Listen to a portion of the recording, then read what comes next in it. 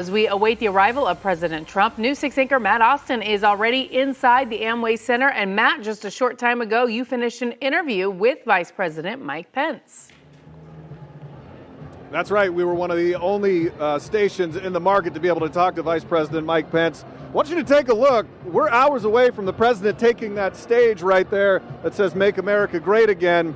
And this place, the lower bowl, is nearly full at this point. Many of the VIPs, people who took tour buses here, are already sitting in their seats. You can see folks over near the stage. They're set up. They don't even have seats. They're going to be standing for the next few hours waiting for Donald Trump, the president, to arrive and give them a speech kicking off his re-election campaign. As you said, Vice President Mike Pence, he is already here. I just got to speak with him a few minutes ago. Take a listen.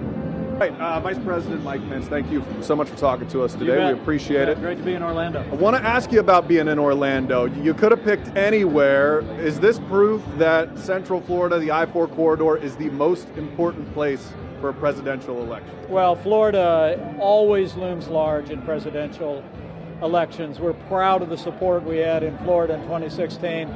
And frankly, the president and I are very proud of all the support that we're receiving all across the state of Florida. And I think he wanted to launch this campaign here, and we're going to take this campaign to keep America great all across this country. But everything starts here in Orlando.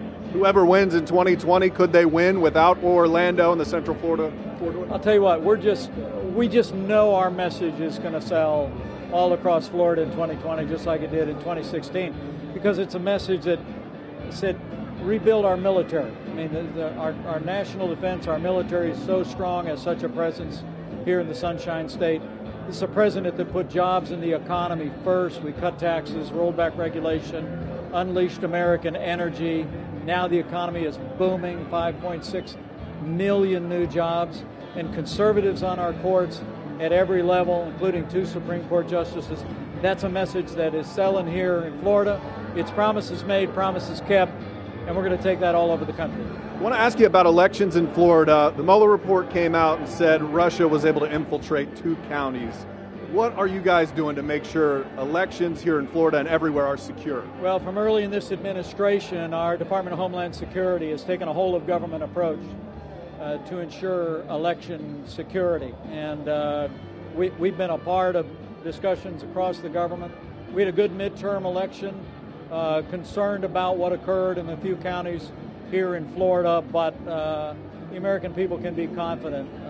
Local officials working very closely with the FBI monitored carefully in our midterm elections, and we're redoubling those efforts now as we approach the important presidential election year. I want to ask you about President Trump's tweet last night. It sent shockwaves for a lot of people about illegal immigrants being sent out as quickly as they came in. Can you tell me how that might work? Well, President Trump and I both took an oath to uphold the Constitution, faithfully execute the laws of this land, and whether it be securing our border or making sure that those who enforce our immigration laws across the country have the resources and support they need to do their job is a priority for this president.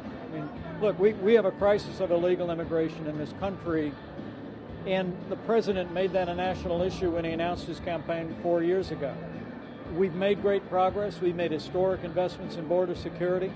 And just recently, because of the president's leadership, Mexico's agreed to do more to assist us in securing our border, taking asylum applicants, allowing them to remain in Mexico while they're processed, and sending 6,000 troops to their southern border. I mean, the reality is, because of the president's leadership, Mexico's done more in the last 10 days to help secure our border than Democrats in Congress have done in the last 10 years. So I think the American people can be confident. We're going to continue to enforce our laws. We're going to continue to focus on border security.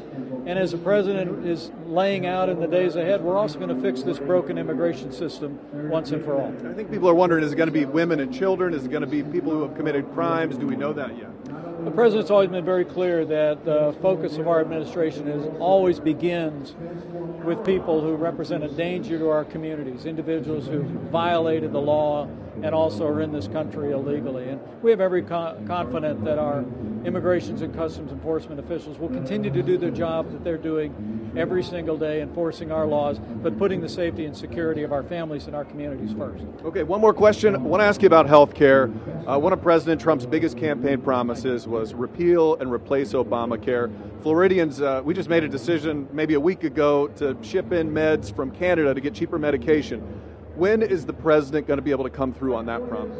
Well, we're working as we speak on a health care plan. You remember we came close in the Congress to repealing and replacing Obamacare and broadening the choices of the American people. But the good news is that we did repeal the individual mandate, so people no longer have to pay a tax in exchange for not getting bad health insurance. We've opened the ways through executive action to more small businesses to have affordable health insurance, but this is a president who's absolutely determined to lower the cost of health insurance without growing the size of government. And the plan that we'll unveil in the days ahead over the course of this campaign will be designed to do that. And it'll be quite a contrast to what Democrats are talking about. It's interesting that many Democrats aren't talking about Obamacare anymore. They're talking about Medicare for all, socialized medicine. We know that's not the answer. The answer is to lower the cost of health insurance by giving the American people more choices. And also, this president is focused on lowering the cost of prescription drugs, which actually declined in their prices for the first time in many years because of actions this president has taken. We're going to continue to work on lowering the cost of prescription drugs in the days ahead. All right. Space Force in Central Florida, is it happening? Do we know where it's going to be based out of?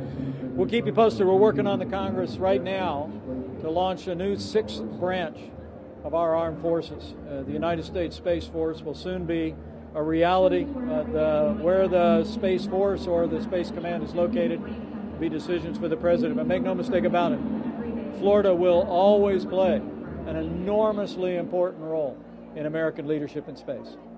Vice President Pence, thank you so much. All right, so live back out here at the Amway Center. I'm going to head back down to where the 500 members of the press are. We're going to cover this for you from inside the Amway, outside the Amway. There's a lot going on in downtown Orlando today. We've got it covered for you right here on News 6 from all angles. Ginger, I'm going to send it back into you.